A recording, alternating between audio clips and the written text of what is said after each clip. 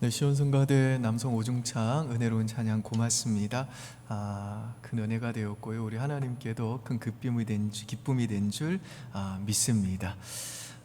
오늘은 이제 장애인 주일입니다. 그래서 여러분들이 들으신 헌금 중에 또 1,000만 원을 우리 또 장애인 사역을 위해서 또 흘려 보내도록 하겠습니다. 그리고 저녁 예배 때는 또 박모세 군과 그 어머니께서 오실 텐데요. 큰 은혜의 시간이 되리라 생각이 듭니다. 많이 참여해 주시기 부탁드립니다. 그리고 내일부터 이제 특세인데요. 저희가 작년까지는 20일 특별 새벽 기도였습니다. 근데 올해부터는 이제 상반기에 10일하고 하반기에 10일 해서 10일 10일로 나누어서 그렇게 진행을 하게 됩니다. 그런 만큼 20일은 조금 이제 여러분들이 완주하기가 중간에 좀 빠지고 그러면 좀 어려울 수 있겠습니다만은 10일이라고 한다면 좀 한번 완주해 볼 만하다 싶습니다. 그래서 온라인이 됐던 또 이 현장에 됐던 10일 동안 또 참여하셔서요, 또 하나님이 예비하신 큰 은혜 누리시면 좋겠습니다. 특별히 기도 제목들 많이 보내주셔서 이번에 또 함께 우리가 힘써 기도함으로 또 기도에 응답하시는 또 그런 하나님의 은혜를 받는 그런 기도 응답의 간증이 넘쳐나기를 주님의 이름으로 축복합니다. 지난주에 우리가 살펴본 대로 이 17절로 18절에서 이 사도 바울은 이 에베소 성도들이 하나님을 알고 또 부르심의 그 소망이 무엇인지 알고 그 기업의 영광의 풍성함이 무엇인지 알게 해달라고, 깨닫게 해달라고 기도했습니다. 이어서 이제 사도 바울은 하나님의 능력의 지극히 크심이 어떤 것인지를 알게 해달라고 기도를 합니다. 19절 보시죠. 한번 같이 읽습니다. 그의 힘의 위력으로 역사하심을 따라 믿는 우리에게 베푸신 능력의 지극히 크심이 어떠한 것을 너희로 알게 하시기를 구하노라. 이 말씀에서 보시듯이 이 사도 바울은 하나님의 능력을 묘사하기 위해서 힘, 또 역사하심, 능력, 위력이라는 이 비슷한 단어들을 반복해서 나열하고 있습니다. 지금 사도 바울이 이렇게 비슷한 단어들을 중복해서 사용하는 이유는 이 단어들의 의미를 하나하나 세밀하고 정확하게 설명하고 구분하기 위해서가 아니라 하나님의 그 능력의 지극히 크심을 강조하기 위해서입니다. 그러니까 하나님의 능력은 이 한 단어로는 도무지 그 풍성한 의미를 다 전달할 수 없기 때문에 지금 사도 바울은 자신이 끌어낼 수 있는 모든 단어들을 중첩적으로 사용해 가지고 하나님의 능력은 이렇게 측량할 수 없을 정도로 어마어마하게 크고 위대하고 전능한 능력이다라는 것을 말씀하고 있는 겁니다. 그러면서 오늘 본문에서 사도 바울은 하나님의 능력의 지극히 크심을 보여주고 입증해주고 증명해주는 대표적인 두 가지 사건을 소개를 합니다. 이 시간에는 그 두 가지 사건이 무엇인지를 생각해 보고자 합니다. 첫 번째, 하나님의 능력의 크심을 증명하는 사건은 하나님께서 예수님을 죽은 자 가운데서 다시 살리신 부활 사건입니다. 우리 20절 보실까요? 제가 한번 보겠습니다. 19절부터 다시 한번 보시죠. 그의 힘의 위력으로 역사하심을 따라 믿는 우리에게 베푸신 능력의 지극히 크심이 어떤 것을 너희로 알게 하시기를 구하노라 하면서 그 능력의 예로 첫 번째로 20절에 보시면요, 그의 능력이 그리스도 안에서 역사하사 죽은 자들 가운데서 다시 살리시고, 여기에서 보시듯이 지금 사도 바울은 하나님께서 죽은 자 가운데서 예수님을 살리신 그 부활 사건이 바로 하나님의 그 능력의 지극히 크심을 입증하고 증명해주는 사건이다라고 말씀하는 겁니다. 여러분, 구약 성경에 나오는 이 하나님이 천지를 창조하시고 홍해를 가르시고 또 요나를 물고기 뱃속에서 건져내시고 다니엘과 세 친구들을 사자의 굴과 풀무불 속에서도 보존하시고 건져주신 이 모든 사건들도 전부 다 그 하나님의 크고 전능한 능력을 입증하고 증명하고 보여주는 예들입니다. 하지만 그 사건들에 나타난 그 하나님의 능력은요, 그 하나님의 백성의 몸은 건져줄 수 있지만 그들의 죄 문제는 해결할 수 없었습니다.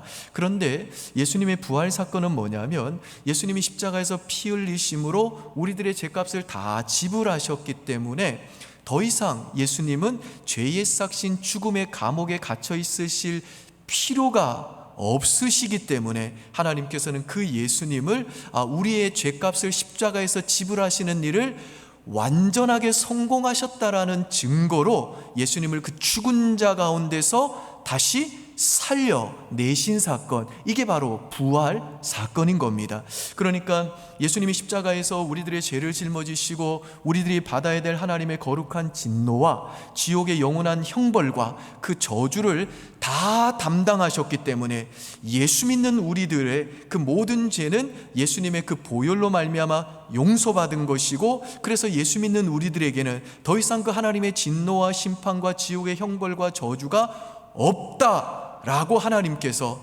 온 세상에 공적으로 선포해 버리신 사건이 바로 부활 사건이라는 겁니다. 따라서 예수님의 이 부활 사건은 그 느부갓네살의 풀무불보다 수백만 배 더 뜨거운 하나님의 그 진노의 불길, 또 그 지옥의 불길로부터 우리들의 그 몸과 영혼을 건져내 주신 하나님의 능력의 증거가 되는 겁니다. 그리고 하나님이 다니엘과 요나를 건져주신 사건에서는 짐승을 다스리시고 제어하시는 그 하나님의 능력이 나타났지만, 예수님의 이 부활 사건을 통해서는 우리 하나님께서는요, 사탄의 소나기에서 우리를 건져내시는 하나님의 그 어마어마한 능력을 보여주신 겁니다. 또한 하나님께서는 예수님의 그 부활 사건을 통해서 인류 최대의 원수인 그 사망의 세력을 단번에 패하심으로 죽음은 이제 예수 믿는 우리들에게는 더 이상 심판으로 들어가는 두려운 문이 아니라 천국으로 들어가는 소망의 문으로 만들어주신 그 하나님의 전능한 능력을 보여주신 겁니다. 이와 같이 하나님이 죽은 자 가운데서 예수님을 다시 살려내신 이 부활 사건은 우리들을 죄와 사단과 죽음과 심판과 지옥의 저주로부터 우리를 구원해내신 하나님의 그 능력의 지극히 크심을 입증하고 증명해주는 사건인 겁니다. 그런데 사도 바울이 지금 이 오늘 본문에서 에베소 성도들을 위해서 하나님 앞에 기도하고 있는 건 뭐냐면, 예수님을 죽은 자 가운데서 다시 살려내실 때에 하나님께서 예수님 안에 베푸셨던 그 동일한 부활의 능력을 예수 믿는 우리 안에도 지금도 우리 하나님은 베풀고 계시다는 이 사실을 우리들이 알게 해달라고 기도하고 있다라는 것입니다. 19절 다시 한번 보실까요? 그의 힘의 위력으로 역사하심을 따라 믿는 우리에게 베푸신 능력의 지극히 크심이 어떠한 것을 너희로 알게 하시기를 구하노라 하면서 예수 믿는 우리 안에 베푸신 그 하나님의 능력이 무엇인지를 설명하죠. 20절에 그의 능력이 그리스도 안에서 역사하사 죽은 자 가운데서 다시 살리시고, 여기에서 19절에 나오는 믿는이라는 말은 우리가 예수를 처음 믿었을 때부터 지금까지 계속해서 믿고 있다라고 하는 말입니다. 또한 이 역사하심을 따라라고 하는 이 말은 역사하신 결과로라는 뜻입니다. 그러니까 하나님께서 죽은 자 가운데서 예수님을 살려내실 때에 예수님 안에 베푸신 그 똑같은 부활의 능력을 저와 여러분들 안에 베풀어 주신 결과로 지금 우리들이 예수님을 믿게 되었다라는 겁니다. 여러분, 제가 여러 차례 말씀드린 대로 이 에베소 교인들은요, 원래 세계 7대 불가사의라고 불리우는 그 거대한 아뎀이라고 하는 신상을 섬기고 있던 우상 숭배자들이었습니다. 그래서 그들 중에는 우상과 관련한 장사를 해서 생계를 이어가는 자들이 많았습니다. 그런데 사도행전 19장에 보시면 바울이 그 에베소에 가서 복음을 전하자 그 에베소 도시의 사람들이 바울에게 나와서 하나님 앞에 자신의 죄를 자백했습니다. 뿐만 아니라 그들은 예수님을 믿고 그들의 생계 수단이었던 그 마술책들을 다 불살랐는데요, 그 값이 사도행전에 따르면 은 5만이었다고 그럽니다. 이 마술책은요, 에베소 문서라고 부릅니다. 이게 고고학적으로도 아주 의미가 있는 거라서 박물관에 보관되어 있습니다. 이 에베소 문서가 뭐냐 하면 일종의 부적입니다. 제가 들어보니까 우리나라에서 이 부적의 가격이 평균 4만 원에서 5만 원 정도 한다고 그럽니다. 그리고 명예, 물질, 건강을 잃어버리는 걸 삼재라고 하는데, 이 삼재를 막아주는 부적은요, 뭐 몇만 원짜리 싼 것도 있습니다만은 좀 비싼 거는 40만 원 내지 50만 원 한다고 그럽니다. 그리고 아주 유명한 점쟁이나 무당이 써주는 부적은 가격이 안 매겨져 있고 흥정을 해야 된대요. 그만큼 비싸다는 거겠죠. 아무튼 그 부적을 어디에다 넣는가? 팬티에 넣어주고 머리맡에 두도록 베개에 넣어주는 겁니다. 우리 남편분들, 여러분의 옷깃에도 이런데 혹시 부적이 들어있을 수 있어요. 가끔 이렇게 한번 만져보셔야 돼요. 거기에 뭐 꾸깃꾸깃 종이 같은 뭔가가 들어있으면 그게 바로 여러분의 아내가 바람 피우지 말라고 넣어준 부적일 수 있습니다. 에베소에 있는 사람들이 예수를 믿고 나서 이런 부적들을 다 모아가지고 태웠다는데, 그 값이 얼마였다고요? 은 5만이었다는 겁니다. NIV 영어 성경에는 이 은 5만이라는 표현을 5만 드라크마라고 번역을 했습니다. 한 드라크마는 노동자 하루 품삯이니까 은 5만이면요 5만일, 즉 약 한 137년치 품삯에 해당하는 엄청나게 큰 돈입니다. 그러니까 에베소 사람들은 바울이 전한 그 복음을 듣고 자신의 죄를 진심으로 회개하고 예수를 믿고 난 후에 이 137년을 하루도 쉬지 않고 뼈빠지게 일해야 벌 수 있는 돈에 해당하는 그 마술책들, 그 부족들을 스스로 불태웠다는 겁니다. 근데 지금 사도 바울이 하는 말이 뭐냐면, 그들이 그렇게 그들의 생계의 위협까지 감수하면서도 진실하게 회개하고 그 예수가 정말 하나님의 아들이시고, 그 예수가 자기들의 죄를 위해서 십자가에 죽으시고 3일 만에 부활하신 자신들의 구주요 주님이시라고 그렇게 믿게 된 이유는 그들이 남보다 도덕적으로 종교적으로 나은 사람이기 때문이 아니라 하나님께서 그 죽은 자 가운데서 예수님을 다시 살려내실 때 그 예수님 안에 베푸셨던 그 어마어마하게 크신 그 부활의 능력을 그들 안에 베풀어 주신 결과다라고 말씀하면서, 그 하나님의 크신 능력이 지금도 예수 믿는 그들 안에 계속해서 베풀어지고 있다라고 하는 사실을 그들이 알게 해달라고 하나님께 지금 기도하고 있는 겁니다. 그래서 그 우상숭배의 도시에서 거센 핍박과 환난을 당하고 경제적으로도 너무너무 큰 손해를 감수하면서까지 그렇게 힘들게 믿음을 지키고 있던 그 고난 중에 있던 에베소 성도들이, 그래, 예수님을 죽은 자 가운데서 다시 살리신 그 능력을 하나님이 내게 베풀어 주신 결과로 내가 예수 믿게 된 거지. 그리고 하나님의 그 전능한 능력이 지금도 예수 믿는 내 안에 역사하고 있어. 따라서 내 안에 베풀어 주신 이 전능한 능력이 내 믿음을 이 고난 중에도 끝까지 지켜줄 것이고, 그 능력이 하나님이 나를 구원하신 목적대로 그 흠이 없는 거룩한 하나님의 자녀답게 만들어 가실 것이고, 결국에는 저 영원한 하나님 나라까지 안전하게 나를 호위하고 인도해 가실 거야 라고 하는 이 구원의 확신과 기쁨과 감격을 가지고 살기를 바라는 마음으로 지금 사도 바울이 이 기도를 하고 있는 겁니다.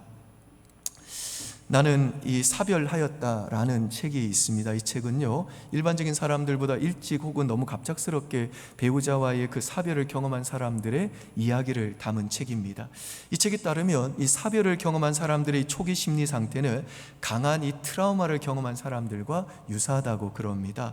그래서 배우자 사별은 무엇보다도 이 비교하기 힘든 슬픔과 이 고통으로 한순간 그 삶이 무너져 내리는 극심한 이 스트레스를 겪게 된다고 합니다. 특별히 배우자와의 사별을 경험한 분들은요, 유령과 같은 실존을 경험하게 되는데, 이게 무슨 말인가 하면, 내가 분명히 지금 살아있는데 사는 것 같지 않은 마치 유령과 같은 그런 이 실존을 느낀다는 겁니다. 그래서 그 삶과 죽음의 경계에 있는 상태를 이분들은 경험을 한다는 겁니다. 그러니까 배우자와의 그 사별을 경험하신 분들은 죽음은요, 갑자기 그 배우자의 죽음으로 자신의 인생에 너무 깊숙하게 훅 들어왔기 때문에 그 죽음은 더 이상 삶의 반대편에 있지 않고 그 죽음의 삶은 현재의 내 삶 속에 여기저기에 출몰을 한다는 겁니다. 그리고 삶과 죽음의 중간인 경계에 있는 그 시간은 어둠이고 지옥과 같은 시간이라고 합니다. 그리고 지금까지 진실이라고 믿었던 것, 안전하다고 믿었던 것에서부터 단절이 발생하게 되고 모든 것이 철저히 끝장난 것으로 생각되기 때문에 그 이후의 삶을 상상하는 것이 불가능한 상태에 이르게 된다고 그럽니다. 그래서 사별을 경험한 사람들의 이 초창기에 있는 사람들, 1년이나 2년이나 3년, 길게는 5년까지라도 이분들은요, 사는 게 아니라 단지 그냥 생존할 뿐이라는 겁니다. 유령과 같은 삶이죠. 살아있으나 죽은 것 같은 그런 삶을 산다는 겁니다. 따라서 이런 사람들에게는 어떤 말도 위로가 되지 않는답니다. 이 사별자들에게 당신은 어떤 말에 상처를 받았냐 물어보니까 우리가 쉽게 하는 말들입니다. 그냥 잘 지냈어? 이 말도 상처가 된대요. 잘 지냈겠습니까? 그러니까 그게 너무 형식적인 말처럼 느껴져서 상처받고, 이래도 상처받고 저래도 상처받는 상태라는 겁니다. 그걸 왜 상처받냐고 해봤자 소용이 없다는 겁니다. 그들은 그만큼 아픈 시간을 보내고 있다라는 겁니다. 그런데 더 안타까운 건 뭐냐면, 이런 상실로 인한 여러 이 고통뿐만 아니라 이 사별자들은 하나같이 죄책감을 경험한다는 겁니다. 그러니까 자신이 사랑하는 그 사람을 지켜줘야 하는데 내가 지켜주지 못했기 때문에 죽었다라고 생각을 한다는 겁니다. 내가 잘 돌봐주지 못했기 때문에 죽은 것 같고, 병원을 내가 잘못 선택해서 죽은 것 같고, 치료 과정에서 자신이 잘못된 어떤 결정을 한 것 때문에 죽은 것 같고, 심지어 우리 기독교인들은 특별히 내가 믿음이 없었기 때문에, 내가 좀 믿음이 있었더라면 내가 기도해서 치유받았을 텐데 내 믿음이 부족했기 때문에 사랑하는 사람이 죽었다라고 하는 그 자책감에 사로잡힌다는 겁니다. 그래서 이전에 잘못했던 일들만이 떠오르면서 회환에 서로 사로잡히게 된다는 겁니다. 심지어는 사랑하는 사람이 떠난 이후에 이제 일상의 삶 속에서 작은 기쁨을 누리는 것조차도 이제 죄책감을 경험한다는 겁니다. 그러니까 사랑하는 사람은 떠났는데 내가 이렇게 즐거움을 누려도 되나? 내가 이렇게 맛있는 거 먹고 돌아다녀도 되나? 내가 일상을 이렇게 정상적으로 보내도 되나? 하면서 다시 그 위축되고 다시 죄책감에 사로잡혀 있고 다시 고통을 느끼게 된다는 겁니다. 사랑하는 우리 성도 여러분, 우리들이 예수님을 진실로 믿는다고 해서 이 삶의 고통과 아픔에서 면제되어지는 일은 없습니다. 하나님은요, 때로 예수 믿지 않는 분들처럼 저와 여러분, 예수 믿는 자들도 그 잔인하고 두렵고 무시무시한 그 현실의 자리로 인도를 하십니다. 그리고 어떤 분이 말씀했는데 뭐라고 했는고 하며, 십자가에서 예수님이 죽으시고 장사되었을 때에 그 남은 예수님의 제자들은 마치 사별자들과 같은 심정이었다 그랬던 것처럼, 마찬가지로 2주 전에 우리들이 부활주의를 보냈습니다만 여러분 중에는요, 여전히 예수님이 무덤 속에 계시는 것처럼 그렇게 마치 신랑 되신 예수님과 사별한 자들처럼 아직도 하늘이 무너진 것처럼 무기력하고 괴로워하면서 내가 만난 이 현실을 극복할 수 없는 그 절망 속에 하루하루를 그냥 버텨내고 견뎌내고 계시는 분들이 있을 겁니다. 그리고 지금 여러분의 그 삶의 현실이 하나님 앞에 기도로 도움을 요청하지만 아무런 변화도 일어나지 않고 인생의 고통이 돈만 없는 것이라면 좋겠는데, 지금 돈도 없는데 이제는 건강도 무너지고 자식들도 속썩이고 가족관계도 무너지고 내가 감당할 수 없는 그 수많은 어려움들이 동시다발적으로 다가오고 내일 눈을 떠보면 똑같은 하루가 반복되어지는 그 현실 앞에서 울며 탄식하며 머리를 뜯으며 고민하며 자책하며 통과하고 있을지도 모릅니다. 그래서 대체 하나님은 뭐하고 계시는 건가? 하나님은 내 인생을 지금 붙들고 계시기나 한가? 하나님 정말 내 인생 속에 간섭하셔서 나를 향해 이루시고자 하는 계획은 있으신가? 그 하나님이 나를 떠난 건 아닐까? 라고 하는 하나님 앞에서의 가지는 이 불신앙과 원망과 서운함과 섭섭함이 있을 수 있습니다. 그런데 여러분, 그럼에도 불구하고 하나님이 지금도 여러분과 함께 하시고 여러분이 침을 삼키는 그 순간에도 죽은 자 가운데서 예수 그리스도를 다시 살려내신 그 전능한 능력으로 하나님이 여전히 여러분들과 그 여러분의 인생을 붙잡고 계시다는 가장 확실한 증거가 뭔지 아십니까? 그 증거는 바로 예수 그리스도를 나의 구주와 주님이라고 여전히 고백하는 우리들의 심령 속에 새겨져 있는 이 믿음입니다.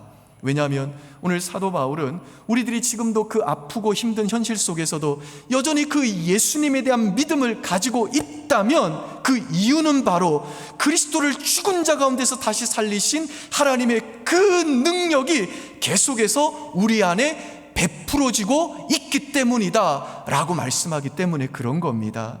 그러니까 마음에 들지 않는 인생길을 머리를 뜯고 고민하고 자책하며 울며 한숨 쉬며 가야 될 우리들이지만, 그럼에도 불구하고 내 의지의 결과가 아닌 예수를 죽은 자 가운데서 다시 살리신 하나님의 그 전능하신 능력이 내 안에 역사되어진 결과로 내 영혼 안에 주어진 하나님의 선물로 주어진 예수를 믿는 이 믿음을 내 인생이 마음에 들지 않는다고, 내가 내 의지로 끄집어내서 내던질 수도 없고 내 의지로 이 믿음을 내가 스스로 포기할 수 없는데, 그 이유가 뭐냐면 하나님이 여전히 예수를 죽은 자 가운데서 살리신 그 전능한 능력으로 나를 붙들고 계시고 나를 끝까지 그 믿음을 지켜낼 수 있도록 내 믿음을 지켜내고 계시고, 그 고난과 시련을 통해 그분이 나를 부르신 목적대로 하나님의 자녀답게 만들어가고 계시고, 그 크신 능력으로 결국에는 저 새하늘과 새 땅까지 나를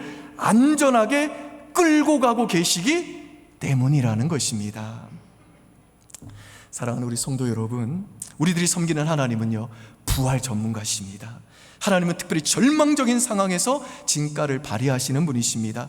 하나님은요, 절망의 끝인 그 죽음을 이기신 분이시기 때문에 그분에게는 감당하지 못할 능력이 없습니다. 이것이 바로 저와 여러분이 하늘이 무너져도 걱정하지 않는 이유인 겁니다. 인간적인 눈으로 보면요, 아무런 소망이 없는 상황에서도 내 안에는 여전히 흔들리지 않는 소망이 있습니다. 예수 믿는 나는 그래서 주가 상승이나 남들의 칭찬이나 내 건강이나 당장의 성공 따위에 소망을 두지 않는 겁니다. 내 소망은요, 오직 죽은 자 가운데서 예수님을 살려내신 그 불가능한 일을 이루신 전능하신 하나님께서 그 능력으로 여전히 나를 붙잡고 계시다는 겁니다. 내 소망은 죽음 자체를 이기신 하나님께 있는 겁니다. 빠져나갈 구멍이 보이지 않고 도저히 회복될 가능성이 없어 보이고 인생이 다 끝난 것 같지만 우리들의 그 현실도 여전히 하나님의 전능한 손안에 있는 겁니다. 바라기는 이 시간 부디 하나님께서 지혜와 계시의 영인 이 성령을 통해 우리의 마음의 눈을 열어주셔서 하나님이 죽은 자 가운데서 예수님을 살려내신 그 크고 위대한 능력을 동원하사 지금도 그 능력으로 저와 여러분의 믿음과 인생과 구원을 책임지시고 인도하고 계시다는 이 복된 사실을 깨닫고 오늘 이 예배당을 나가시는 여러분 모두가 되시기를 주님의 이름으로 축복합니다.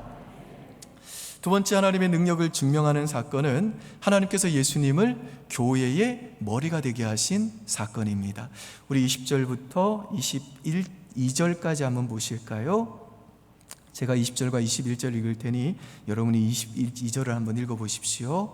그의 능력이 그리스도 안에서 역사하사 죽은 자들 가운데서 다시 살리시고 하늘에서 자기의 오른편에 앉히사 모든 통치와 권세와 능력과 주권과 이 세상뿐 아니라 오는 세상에 일컫는 모든 이름 위에 뛰어나게 하시고.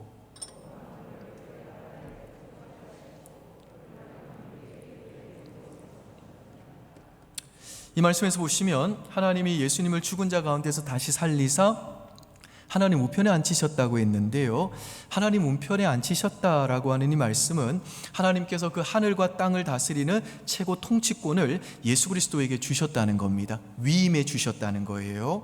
그리고 21절과 23절에 보시면 하나님께서는요, 그렇게 예수님의 이름이 이 세상과 오는 세상의 모든 이름 위에 뛰어나게 하시고 그 어떤 누구도 그 하나님 예수님을 대적할 수 없는 절대 권세를 주셔서 만물을 그 발 아래 복종하게 하신 이후에 그렇게 최고 통치권을 가지신 절대 무적인 그 예수님을 뭐가 되게 하셨다고요? 교회의 머리가 되게 하셨다고 말씀합니다. 여러분, 제가 방금 전에 뭐라고 말씀드렸나요? 서두에서 오늘 본문에서 지금 사도 바울은 예수를 믿는 우리 안에 베풀어지고 있는 하나님의 능력이 얼마나 큰지를 보여주기 위해서 두 가지 예를 들고 있다고 말씀드렸죠. 그 첫 번째가 뭐죠? 예수님의 부활 사건입니다. 그리고 이제 사도 바울은 하나님이 예수님을 그 하나님 우편에 앉으시고 만물을 다스리는 최고 통치권을 가진 자가 되게 하사 교회의 머리가 되게 하신 이 사건을 하나님의 능력의 크심을 보여주는 두 번째 예로 지금 설명하고 있는 겁니다. 그러면서 사도 바울은 에베소 교인들이 예수님을 교회의 머리가 되게 하신 그 하나님의 능력의 지극히 크심을 알게 해달라고 기도하고 있는 겁니다. 그러니까 하나님께서는 예수 그리스도를 교회의 머리가 되게 하시기 위해서 정말 그분의 지극히 크신 능력을 총동원해 가지고 예수님을 죽은 자 가운데서 다시 살려내신 것이고, 만물을 다스리는 통수권자로 예수님을 하나님 우편에 앉게 하신 것이고, 만물을 다스리게 하심으로 결국에는 그 예수님을 교회의 머리가 되게 하셨다는 겁니다. 근데 예수님이 교회의 머리가 되게 하셨다는 이 말은, 교회는요, 예수 믿는 무리들의 모임인 이 교회는 예수님의 몸이라는 뜻입니다. 그래서 23절에서 바울은 이렇게 말씀합니다. 23절 보시죠. 여러분이 읽습니다. 시작.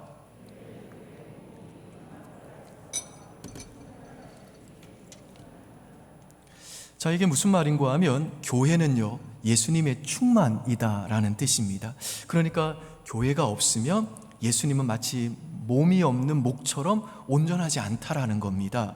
목과 몸이 분리되면 죽는 거잖아요. 온전하지 않는 거잖아요. 그런 것처럼 우리 예수님은 교회를 너무너무 사랑하신 나머지 그 교회가 없이는 영원토록 만족하지 않기로 결단하셨다는 겁니다. 그분의 몸인 교회인 우리들과 운명을 영원토록 같이 하시겠다는 겁니다. 그래서 예수를 믿어 그리스도와 연합하여 예수님의 그 몸인 교회가 된 우리 신자들은요, 이제 예수님과 그 머리와 몸으로 묶여있는 한 운명 공동체가 되었기 때문에 예수님이 지금 천국에 있는 이상 우리는 반드시 그 머리 대신 예수님을 따라 천국에 들어갈 수밖에 없는 운명이 되었다는 겁니다. 그러니까 우리 하나님은 저와 여러분들을 구원하기 위해서 10억, 100억 혹은 금덩어리가 아니라 자기 독생자의 생명을 투자하셨을 뿐 아니라 우리들의 그 인생과 운명과 구원이 절대로 실패하지 않고 우리의 머리 대신 그리스도에게 그 승리가 달려있게 하시기 위해서 하나님께서는요, 그분의 전능한 능력을 총동원해 가지고 예수님을 죽은 자 가운데서 다시 살려내신 것이고, 하나님 우편에 앉히신 것이고, 만물을 다스리는 절대 통치권을 주셔가지고 그 누구도 이길 수 없는 그 절대 권세자이신 그 예수님을, 우리를 책임지시는, 우리의 구원과 인생을 책임지시는 교회의 머리가 되게 하셨다라고 하는 이 영광스러운 진리를 우리들이 깨닫게 해달라고 지금 하나님 앞에 무릎 꿇고 기도하고 있다라는 겁니다. 그래서 예수를 믿는 우리들의 입술에서, 그래, 예수님이 나의 머리시고 나는 예수님의 몸이다. 예수님이 나를 사랑하사 내가 없이는 천국에서 결단코 만족하지 않기로 하셨다. 따라서 내 연약함과 부족함과 못남과 세상의 위협과 유혹과 공갈이 내 운명과 구원을 절대로 실패하게 할 수 없다. 그것들이 나를 실패하고 넘어뜨린다 할지라도 온 우주를 다스리시는 절대 통수권을 가진 나의 머리 되시는 예수님을 넘어뜨리고 실패하게 할 수는 없다. 그러므로 그리스도의 몸인 나의 구원과 운명은 반드시 승리로 끝날 것이다. 그리고 하나님은 나를 사랑하사 자기의 독생자의 생명을 투자하신 분이시고, 그분의 지극히 크신 능력을 총동원하사 나를 예수 그리스도의 몸이 되게 하실 정도로 그렇게 나를 사랑하시는 분이기에, 그 하나님은 절대로 나를 포기하거나 버리지 않으시고 반드시 나를 향해 갖고 계신 그분의 계획을 맹렬한 열심으로 반드시 내 인생 속에 이루시고야 말 것이다 라고 하는 이 믿음의 고백과 감격과 찬양이 터져나오는 그 복된 자리로 저와 여러분들이 가기를 바라는 그 간절한 심령을 가지고 지금 바울은요, 하나님 앞에 기도하기를, 하나님 저들을 성령을 통해 그 마음을 열어주사 저들 안에 지금도 베풀어지고 있는 하나님의 그 지극히 크신 능력, 그들의 머리가 되게 하실 정도로 하나님이 베푸신 그 능력을 깨달아 알게 해달라고 기도하고 있는 겁니다. 여러분들은 그렇게 존귀한 인생들이신 겁니다. 아멘이신가요? 여러분도 뉴스를 통해 보셨겠습니다만 지금 미얀마에서는 군부의 무자비한 진압 때문에 벌써 700명 이상의 이 시민들이 목숨을 잃었습니다. 이들 중에는 어린아이들도 있습니다. 지난주에 제가 아는 목사님을 통해서 현재 미얀마를 떠나지 않고 목숨을 걸고 시민들을 돌보고 계시는 그 선교사님을 통해 현재 그 미얀마 상황을 좀 읽어보니까요, 말 그대로 어둠입니다. 말 그대로 두려움입니다. 상황이 너무너무 좋지 않습니다. 여러분들도 미얀마의 그 평화와 우리 선교사님들을 위해서 계속해서 기도해 주시기를 부탁드립니다. 제가 얼마 전에 이 미얀마에 있는 사막 지역에 관한 이야기를 들었습니다. 아시다시피 미얀마는요, 사시사철 비가 오는 지역입니다. 그런데 그렇게 사시사철 비가 오는 그 미얀마에 경상도만한 사막이 생겨나는 신기한 일이 벌어졌습니다. 왜 그런고 했더니 이 현지인들이 너무나 그 살기 힘드니까 그 밀림을 다 밀어버리고 거기에다가 옥수수밭을 경작을 한 겁니다.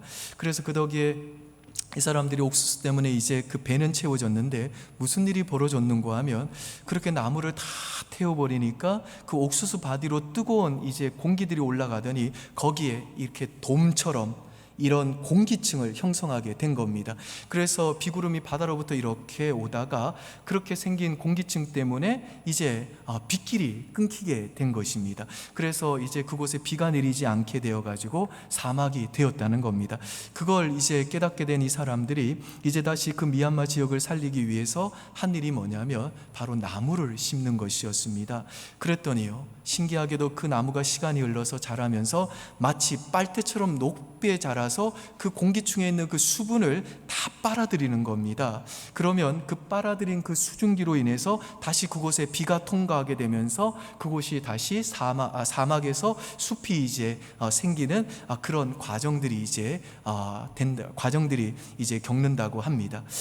여러분, 우리도 왜 이렇게 새벽에 일어나면 뭐 시골 같은 데 가보면 뭐 나뭇잎이나 잎사귀에 비가 안 와도 이슬이 맺혀 있는 걸 보게 되잖아요. 특별히 그 이유가 뭐냐면 이 나무들이요, 그 공기 중에 있는 수분을 빨아들이는 겁니다. 그래서 전나무 숲이나 큰 나무 숲을 걸어다 보면 비가 분명히 오지 않았는데도 불구하고 새벽녘에는요, 갑자기 물이 비처럼 훅 하면서 떨어지는데 그걸 가리켜서 나무가 뿌리는 비라고 해가지고 수우라고 그럽니다.